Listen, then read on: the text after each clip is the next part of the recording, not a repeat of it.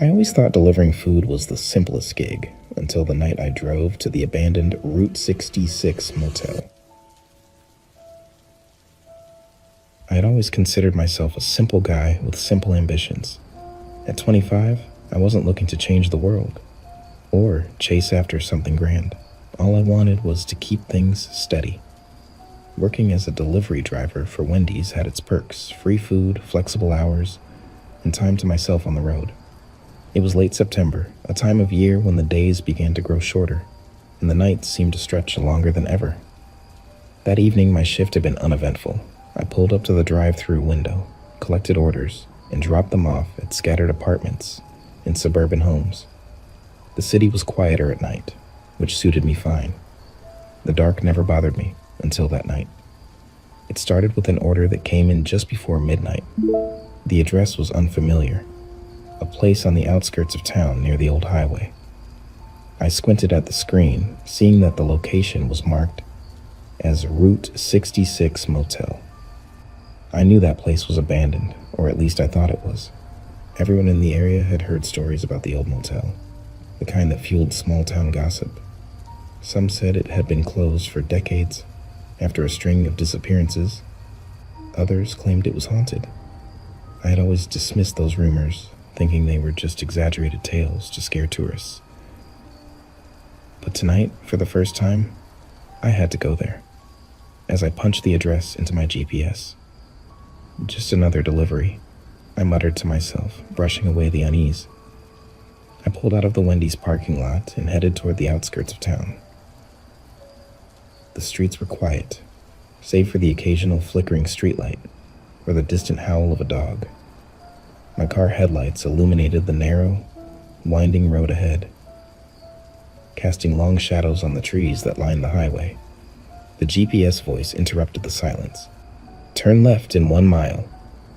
I glanced around, noticing that the road was completely isolated.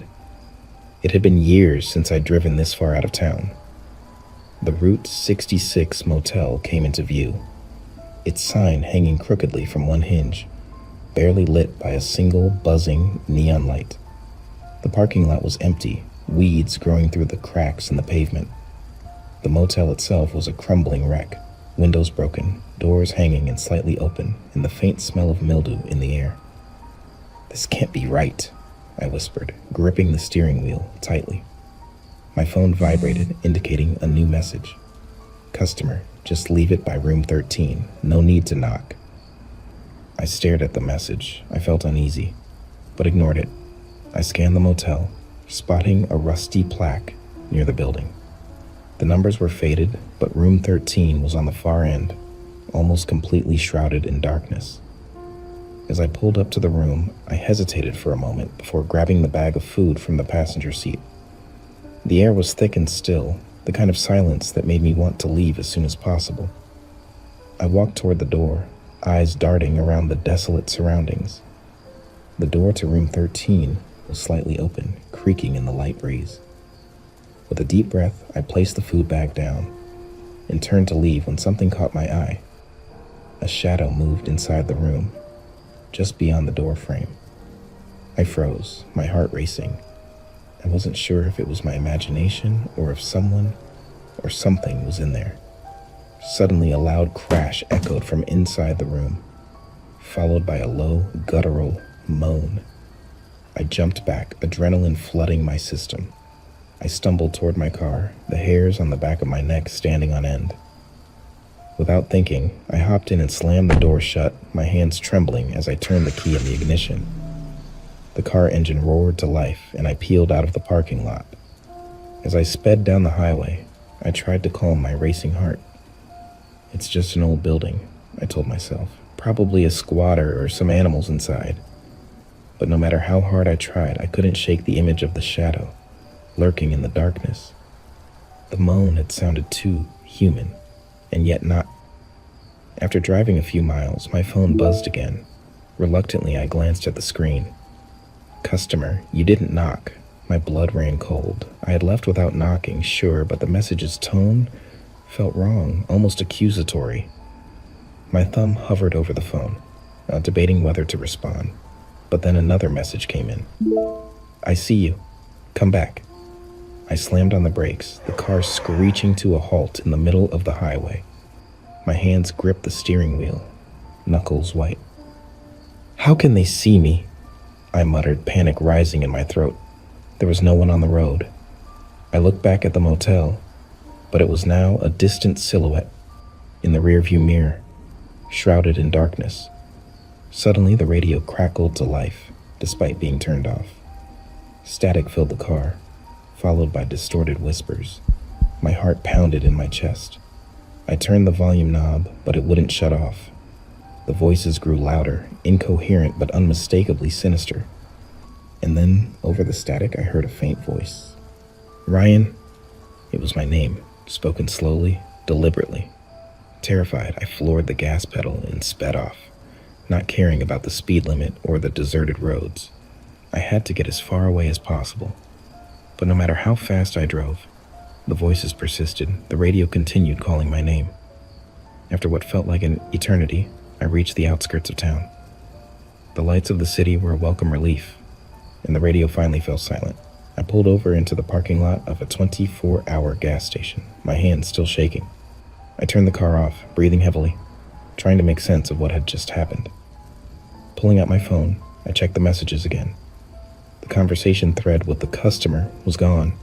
No messages, no call history, nothing. It was as if it had never happened. I stared at the phone in disbelief. Was it all some kind of sick prank? I rubbed my eyes, exhaustion and fear clouding my thoughts.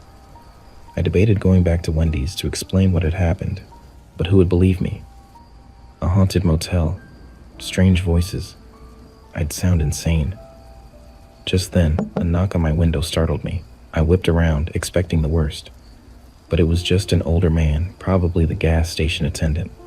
I rolled down the window, my nerves still frayed. "Hey, you all right, kid?" the man asked, peering into the car. I nodded, still catching my breath. Yeah, just had a rough delivery." The attendant gave me a knowing look, as if he'd heard it all before. "Delivering out by the old Route 66 motel, huh?" I froze. "How'd you know?" The man chuckled, shaking his head. "You're not the first one to come through here looking spooked after a trip out there. That place, it ain't right. They say folks who go there don't come back the same." My mouth went dry. "What do you mean?" The attendant's expression darkened. "People disappear out there. Or worse. If I were you, I'd forget about that place. Act like tonight never happened." I wanted to ask more, but the man had already started walking away, disappearing back into the gas station.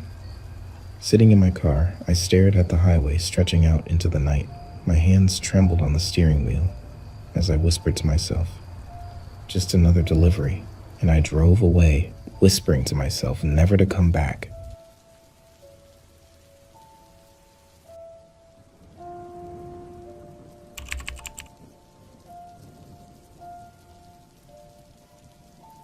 I had been working from home for Wendy's customer support for nearly a year. It was a gig that offered me the freedom to work in my pajamas, the convenience of being close to my fridge, and the satisfaction of helping customers solve their issues. I enjoyed the job, even if it had its ups and downs. Most of the time I felt secure in my routine, but today would change everything. It was a typical Tuesday afternoon. The sun streamed through the window of my small home office, illuminating the clutter of empty coffee cups and crumpled notes scattered around. The faint sound of traffic drifted in from outside, a constant reminder of the world beyond my four walls. I leaned back in my chair, eyes scanning through customer tickets while I absent-mindedly munched on a bag of chips. Just as I was about to respond to a particularly complicated inquiry about an order mix-up, my phone buzzed on the desk. It was a text message from an unknown number. Frowning, I picked it up, half expecting some spam about extended warranties or a new pizza deal. But the message scared me. "I know where you live. You should watch your back." I blinked, trying to process the message. Who was this? What did they want? I felt the sudden urge to dismiss it as a prank, but my gut suggested otherwise.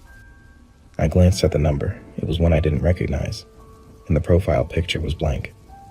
Ignoring the slight tremor in my hands, I texted back, hoping it would be enough to scare off the sender. "Who is this? Stop texting me." I didn't have to wait long for a response. "You shouldn't have ignored my first warning. You have no idea what I'm capable of." A rush of adrenaline coursed through me. I sat up straighter in my chair, my heart racing. The air in the room suddenly felt heavy, as if a storm were brewing just outside. I quickly glanced around my home office, the walls closing in on me. I took a deep breath, trying to calm my racing heart. This was ridiculous, I thought. It had to be some kid trying to get a rise out of me. I knew I shouldn't let it get to me, but the words felt like a weight pressing on my chest. Trying to shake off the unease, I returned to my work, forcing myself to focus on the next ticket. But the sensation of being watched lingered, gnawing at me like a persistent itch. Minutes turned into hours, and as the sun dipped lower in the sky, my anxiety only intensified. I wanted to call someone, my friend Jake, maybe, but I didn't want to sound paranoid. What if this was nothing? What if I made a big deal out of something that was just a harmless joke? My phone buzzed again, snapping me back to reality. It was another message from the unknown number. "Are you scared? You should be. You have one chance to make things right." This time the message made my skin crawl. The threat felt serious, and I could almost hear the whispering voice behind the screen. I needed to take it seriously. I opened a new browser tab, searching for information on how to report harassment, but before I could dive deeper, another message arrived. "Meet me at the park. Midnight. Or else." A rush of fear gripped me. The thought of going to the park, especially at midnight, filled me with dread. I couldn't just ignore it. What if this person was serious? What if they had already made plans to harm me? The scenario played out in my mind like a horror movie, each possibility more terrifying than the last. After a moment of hesitation, I typed out a reply. "Why are you doing this? What do you want?" For several minutes, the silence felt deafening. I was beginning to think the person had given up, when my phone buzzed again. "You'll find out soon enough. Just remember, I'm always watching." I dropped the phone on the desk and ran a hand through my hair, trying to catch my breath. Panic clawed at my insides. The idea of calling the police crossed my mind. But what would I tell them? A stranger was texting me menacing messages. It felt silly, but as the sun slipped behind the horizon and darkness enveloped my home, I couldn't shake the feeling that something terrible was about to happen. The clock ticked closer to midnight, and I found myself pacing the floor, unable to sit still. Every sound outside made me jump, every car passing, every rustle of the wind against the trees.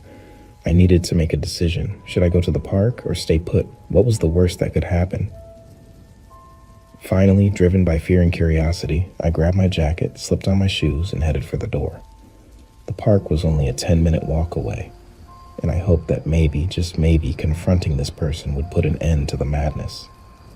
As I stepped outside, the cool night air hit me like a slap. I pulled my jacket tighter around myself, the shadows of the streetlights creating strange shapes on the pavement. The path to the park felt longer than usual, each step heavy with dread. The world felt quiet, almost too quiet. When I arrived at the park, my heart raced as I scanned the area. The moonlight illuminated the empty benches and the winding paths, but there was no sign of anyone waiting for me. Taking a deep breath, I stepped further into the park, trying to stay calm. "Hello?" I called out, my voice shaky in the stillness. "Is anyone there?" The only response was the rustling of leaves in the trees above. I felt like an idiot. Perhaps this was all a joke after all. But just as I turned to leave, I heard a sound, a faint chuckle echoing through the darkness. "Nice of you to join me," said a voice low and menacing. I froze, adrenaline flooding my system. I turned slowly, eyes searching for the source. A figure emerged from the shadows, tall and cloaked in darkness, their face obscured by the hood of a jacket. Panic surged through me. "Who are you?" I shouted, my voice trembling. The figure stepped closer, the moonlight illuminating their face. To my surprise, it was someone I recognized, Eric, a former coworker from Wendy's who had left the job months ago under strange circumstances. "Eric?" I asked, disbelief washing over me. "What the hell is going on?" Eric chuckled, an unsettling sound. "You think you can just ignore me? Leave me behind like I was nothing?" My heart raced. I didn't ignore you. You just left. What do you want from me? Eric took a step closer, his eyes narrowing. You're living your life while I'm stuck in the shadows. You have everything, your job, your friends, your freedom. I just wanted to remind you that I'm still here. My mind raced, trying to comprehend what Eric was saying. This is insane. You're threatening me over nothing. Nothing, Eric echoed, taking another step. You think you can just walk away? This is about more than just us. It's about loyalty. Before I could respond, Eric lunged forward, but I was quick, dodging to the side and sprinting back toward the exit of the park. I could hear Eric's footsteps pounding behind me, the sound echoing through the still night. Fear propelled me forward, every muscle in my body screaming to run faster. I dashed through the park, racing toward the safety of the streetlights.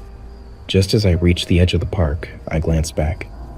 Eric was close, but he stumbled slightly, giving me a precious moment to escape. Bursting onto the street, I frantically waved my arms at a passing car.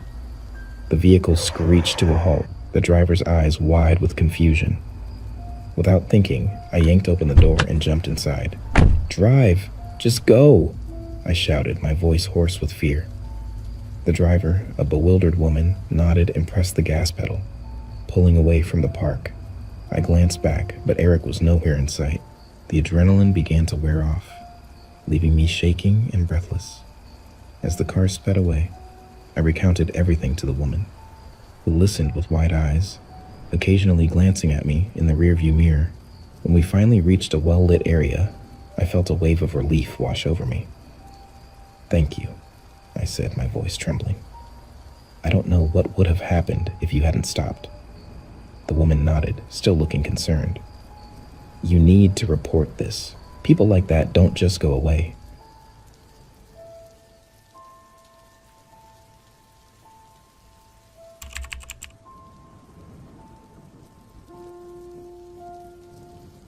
I remember that night like it was yesterday. My name's Evan, and I had a pretty regular day at work. I'm an office guy, papers, emails, meetings, nothing fancy. Anyway, after a long, tiring day, I decided to grab dinner at Wendy's. It was already pretty late. Must have been around 9:30 p.m., and I was starving. Wendy's was usually my go-to for a quick bite.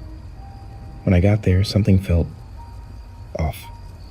The place looked weirdly empty. Not just, it's late, so no one's here kind of empty, but like, wrong empty. The lights inside were flickering, like they couldn't make up their mind whether to stay on or give up. Chairs were scattered around, and some tables looked like someone had flipped them over. It was messy, which was odd because this Wendy's was always neat and clean. I walked inside, calling out, "Hey, anyone here?" But no one answered. I figured maybe the staff was in the back cleaning up or something. I didn't think too much of it at first, just chalked it up to a slow night, and maybe a couple of clumsy customers before me. I made my way to the counter and waited. Nothing. I was about to leave when I heard a loud crash from the kitchen. It sounded like a tray of dishes had hit the floor. Then, a muffled scream. My heart skipped a beat. That's when I realized something wasn't right. Something was really wrong. I took a few steps back, my eyes darting around the restaurant. My mind raced. What was going on? Did someone slip and fall back there? Was someone hurt? But that scream wasn't just from someone slipping. It was like someone was scared, really scared. I started to walk towards the kitchen to see what was going on, but then I saw it. A shadow. No, not just a shadow, a person. Tall, hunched over, moving slowly from one corner of the kitchen to the other. And then I saw something in their hand, a knife. The glint of the blade under the flickering lights sent a chill down my spine. I froze. My brain was telling me to run, but my legs wouldn't move. I crouched down behind a row of booths near the counter, trying to figure out what to do.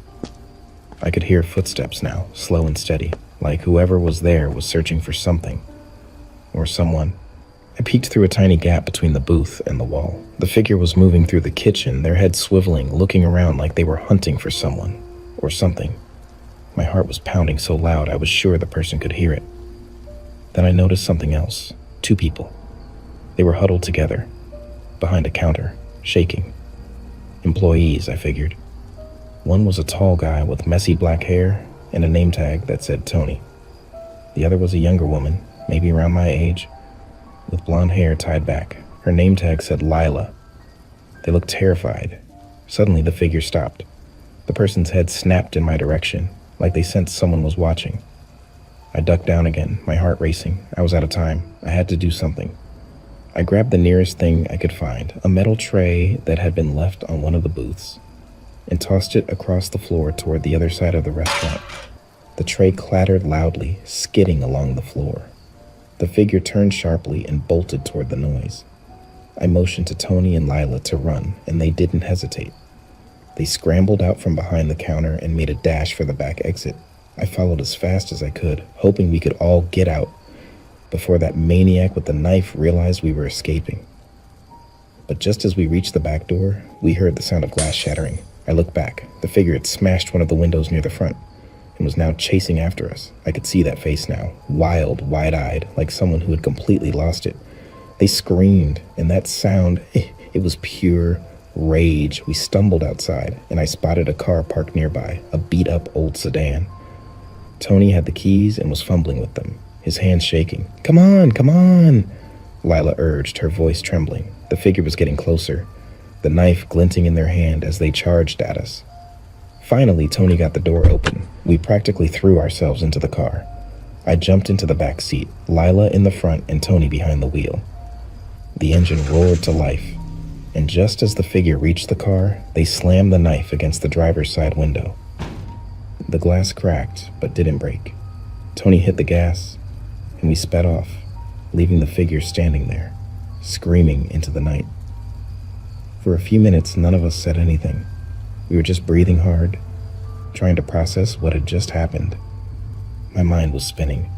Who was that person? Why were they after us? Should we call the police? I finally asked, breaking the silence. Lila nodded, still shaking, and Tony just stared straight ahead, his knuckles white, on the steering wheel. We pulled over a few blocks away, and I grabbed my phone, dialing 911.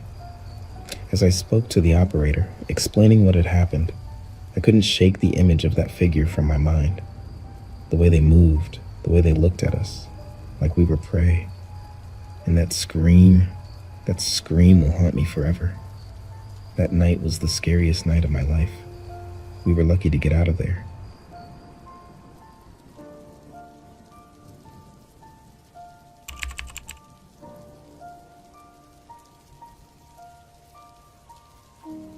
I work as a part-time janitor at a high school.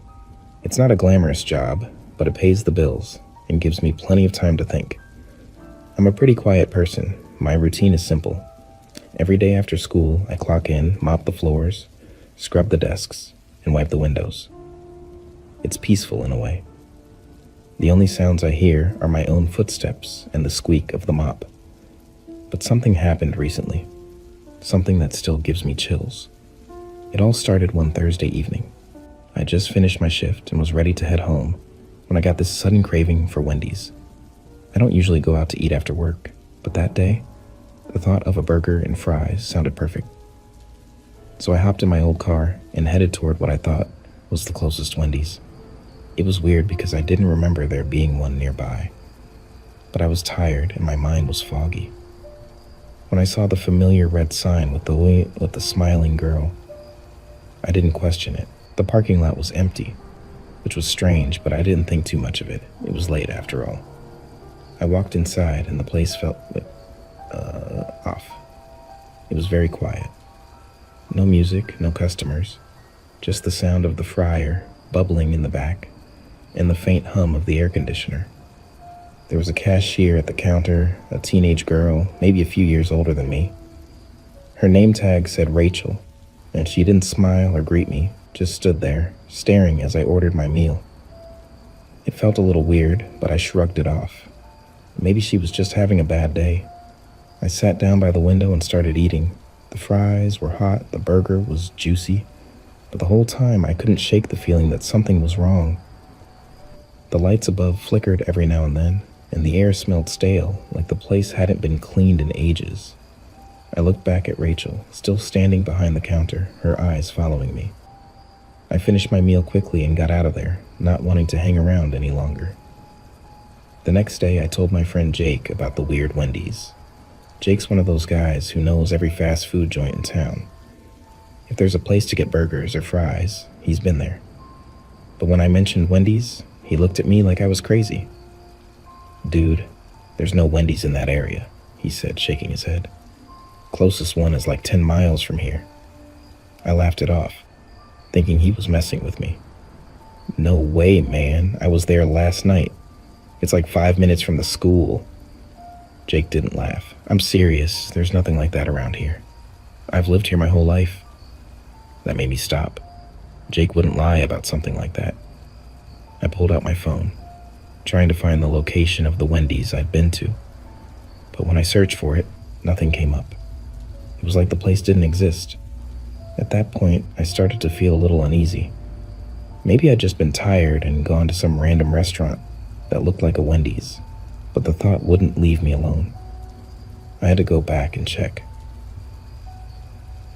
The next night, after another long shift at the school, I drove the same route, determined to find the place again. It wasn't long before I saw the red sign up ahead, glowing faintly in the darkness. My heart pounded in my chest. There it was, Wendy's. But something was different this time. The parking lot was overgrown with weeds. The windows were cracked, and the sign was barely lit. It looked like the place had been abandoned for years. I got out of my car, my legs shaking as I walked toward the door. The door creaked open as I stepped inside. The smell hit me first. It was musty, like old rotting food. The tables were covered in dust, and the floor was littered with broken glass and wrappers. The place looked nothing like it had the night before. I glanced toward the counter, and that's when I saw her, Rachel, the same girl who had taken my order. But something was wrong with her. Her face was pale, her eyes hollow. She wasn't moving, just standing there like she was frozen in time. My heart raced as I took a step back, my instincts screaming at me to run. Suddenly, her head snapped toward me. "You shouldn't be here," she whispered, her voice cracking like it hadn't been used in years. I froze, my throat dry. What do you mean?" "This place, it's cursed," she said, her voice barely above a whisper. "No one comes here. Not anymore. You need to leave before it finds you." "Before what finds me?" I asked, my voice shaking, but she didn't answer. Instead, she pointed to the back of the restaurant, where the kitchen doors were. A cold wind blew through the room, even though the doors had been closed behind me. My skin prickled with fear. I turned and bolted for the door. My hands fumbled as I pushed it open, the hinges creaking louder than before. As I ran to my car, I felt something behind me, like the shadows were stretching and reaching out, trying to pull me back. I didn't look. I didn't dare. I just threw myself into the car, slammed the door, and peeled out of the parking lot as fast as I could. I didn't stop driving until I was miles away, my heart pounding in my chest. When I finally pulled over, I sat there, breathing heavily, trying to make sense of what had just happened. But no matter how hard I tried, I couldn't explain it. I hadn't imagined it. The Wendy's had been real, the girl had been real, or at least she had seemed real. I didn't go back after that. I tried to forget about it, but the memory haunted me. I'd see that red sign in my dreams, Rachel's pale face staring back at me, warning me to leave before something terrible happened. And every now and then, when I drive past that part of town, I swear I can still see it. The abandoned Wendy's, hidden in the shadows, waiting for someone else to walk through its doors.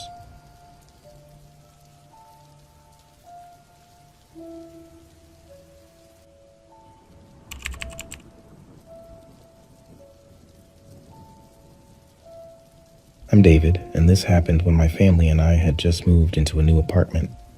After years of saving up, we finally found a cozy place that felt like home. The walls were freshly painted in cheerful colors, and the rooms were spacious enough for my wife, Nicole, our 2 kids, Brenda and Brandon, and me. I remember Brenda, our 8-year-old with the brightest smile and endless energy. jumping from room to room, her laughter filling the air. Brandon, our 5-year-old, always eager to play and explore, followed her around, pretending to be a superhero. "Look at my room!" Brenda squealed, twirling in the middle of her new space. Brandon was just as excited, running in and out of the closets like they were magical portals. It was a beautiful day filled with sunshine and new beginnings. After settling in, we decided to go shopping for furniture and some essentials. Nicole and I thought it would be fun to let Brenda and Brandon pick out some items for their rooms. We all hopped into our car, singing silly songs as we drove to the store. Brenda wanted a pink lamp shaped like a unicorn, and Brandon insisted on a big, soft teddy bear. As we wandered through the aisles, picking out things like couches, tables, and pillows, the kids bounced with excitement, sharing their dreams of how they wanted to decorate their new spaces. I smiled, feeling grateful for this family time. After hours of shopping, our stomachs began to rumble. "What should we eat?" I asked, glancing at Nicole. She looked as tired as I felt, but we both knew we needed a good meal. "Let's go to Wendy's," Brenda exclaimed, her eyes sparkling at the thought of their famous Frosties. "Yay, Frosties!" Brandon cheered, bouncing in his seat. Nicole and I exchanged amused looks. Wendy's was a favorite treat for the kids, so we agreed. When we arrived at Wendy's, I noticed something strange. The parking lot was empty, and the restaurant felt unusually quiet. "That's odd," I thought, glancing at Nicole, who shrugged with a smile. "Maybe it's just a quiet night." As we entered, we were greeted by 2 employees, a friendly girl with bright red hair and a tired-looking man who seemed to be dragging his feet. The red-haired girl smiled and waved at us, while the man glanced our way, but didn't say much. "Welcome to Wendy's," the girl chirped, but I could sense a nervousness in her voice. We walked to the counter and placed our orders, my unease growing with every moment. I could hear the fluorescent lights buzzing above us, and the restaurant felt heavy with silence, like the air had thickened. As I turned to grab a table, I noticed the man leaning against the wall, rubbing his temples, clearly exhausted. We settled into a booth, and I glanced around. "It feels quiet," I said, trying to shake off the uncomfortable feeling. As we waited for our food, I watched the flickering lights above us. Brenda and Brandon were busy playing with the menus, but I couldn't shake the feeling that something was off. The silence was unsettling. I tried to distract myself by looking at the menu again, but the words blurred together as my mind raced. Finally, our food arrived, but my heart sank when I saw the cold fries and the cheeseburger that looked like it had been sitting out for too long. "This doesn't look right," I muttered, taking a cautious bite. It tasted spoiled. Brenda and Brandon grimaced at their meals too. "Yuck, Dad," Brenda whined, pushing her burger away. "I want Frosty." Feeling frustrated, I called over the red-haired girl. "Excuse me, can we speak to the manager?" I asked, trying to keep my tone friendly. She nodded, but her eyes looked worried as she scurried away. A moment later, the manager arrived, a tall woman with a stern expression that made me uneasy. She looked at me with cold eyes. "What seems to be the problem?" she asked, crossing her arms. I explained how our food was cold and unsatisfactory, hoping she would help. Instead, she dismissed my complaint as if it didn't matter. Suddenly, in a shocking moment, the manager slapped the red-haired employee right in front of us. I couldn't believe what I just witnessed. "What's wrong with you?" she yelled, berating the girl for something I didn't understand. My heart raced as I felt a surge of anger. "Hey, that's not okay," I shouted, standing up. "You can't treat your employees like that." Nicole, sensing the escalating situation, quickly pulled out her phone and called the police. "We need help," she whispered urgently, explaining the abusive scene to the dispatcher. I could see the red-haired girl trembling, her hands shaking as she looked at me. With wide eyes, the manager, now furious, grabbed a stick from behind the counter. "You'll regret this," she threatened, aiming it at the employees. The tension in the room felt thick enough to slice, and my heart raced. "Just leave them alone," I yelled, stepping forward. I couldn't believe the chaos unfolding around us. Brenda and Brandon huddled close to Nicole, their eyes wide with fear. Just when it seemed like the situation couldn't get any worse, Two police officers burst through the door. They quickly assessed the chaotic scene, their eyes scanning the room for trouble. "Step away from the employees," one officer shouted, taking control of the situation. I could feel my heart pounding in my chest as the manager was handcuffed, still claiming she hadn't done anything wrong. Once the manager was outside, the red-haired girl broke down in tears. "I can't believe this happened," she sobbed, her hands covering her face.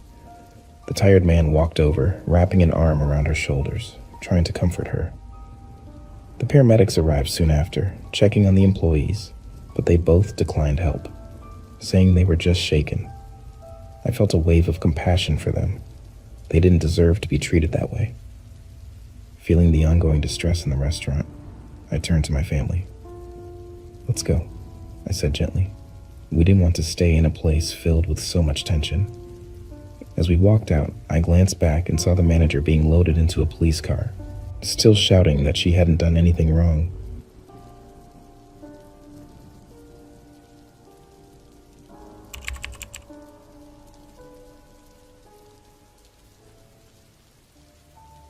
I was a man of simple tastes, and those tastes revolved entirely around Wendy's. Breakfast, lunch, and dinner, I feasted on the fast food chain's offerings with unrelenting enthusiasm. I had been a loyal customer since my college days, when my budget necessitated quick, affordable meals. But even as my income grew, my passion for Wendy's never went away. I loved everything about it: the crispness of the fries, the juicy burgers, and the delightfully frosty that was the perfect end to any meal.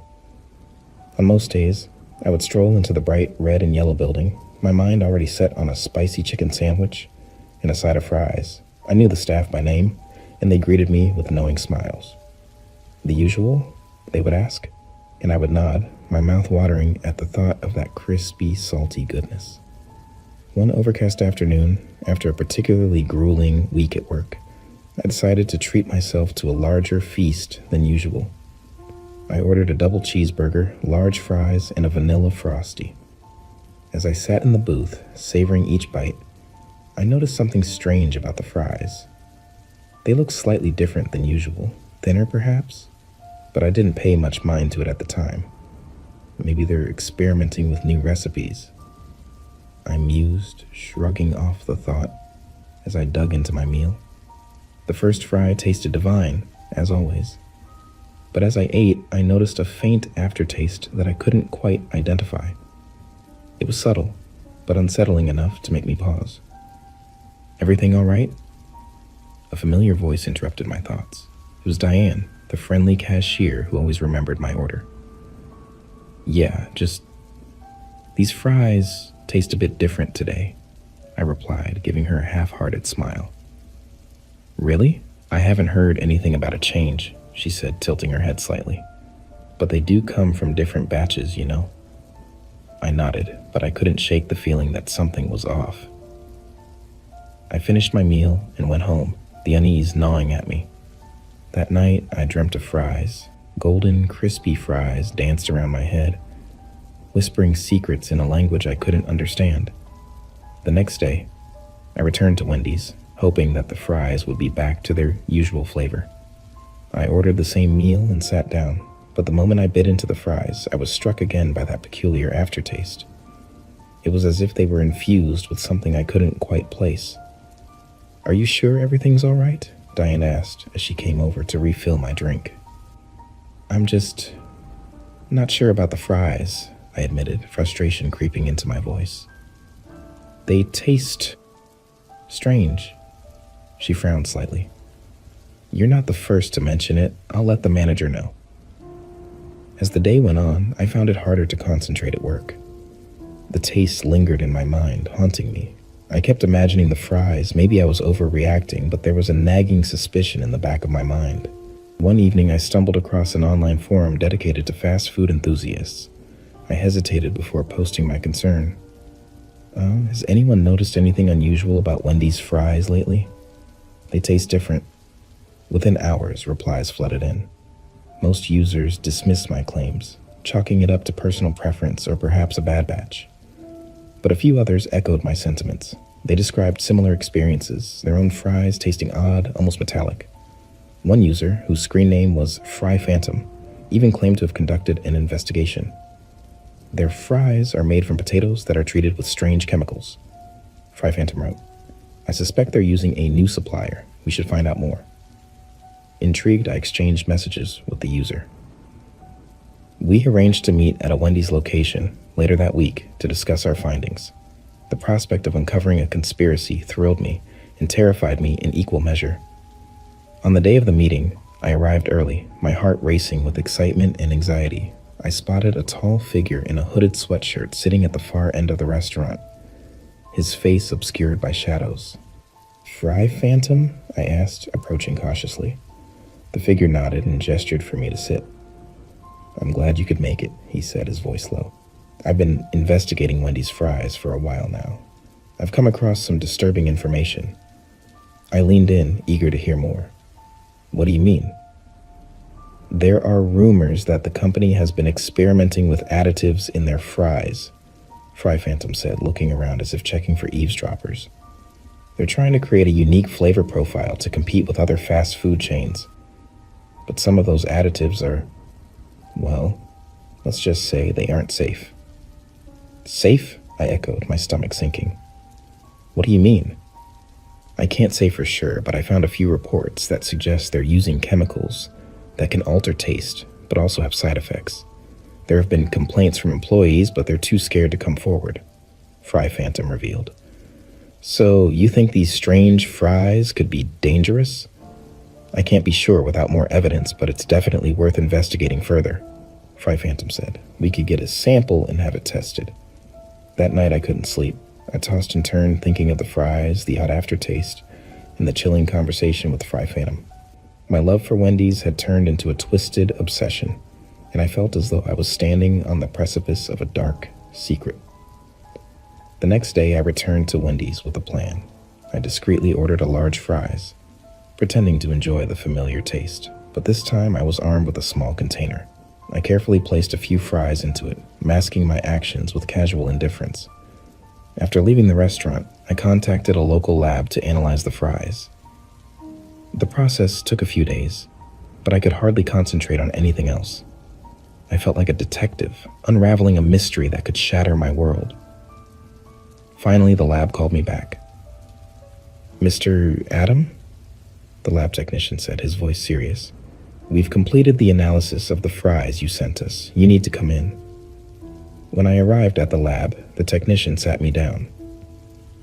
The fries contain several additives that aren't typically used in food production. Some of them are banned in many countries due to health concerns. It's clear they're altering the recipe, but it's unknown why. My heart raced as I absorbed the news. You mean they're dangerous? I can't say definitively that they're harmful without long-term studies, but the presence of these additives is alarming. The technician replied, You should report this to the health department immediately. Returning home, I felt a mix of dread and determination. I had to take action.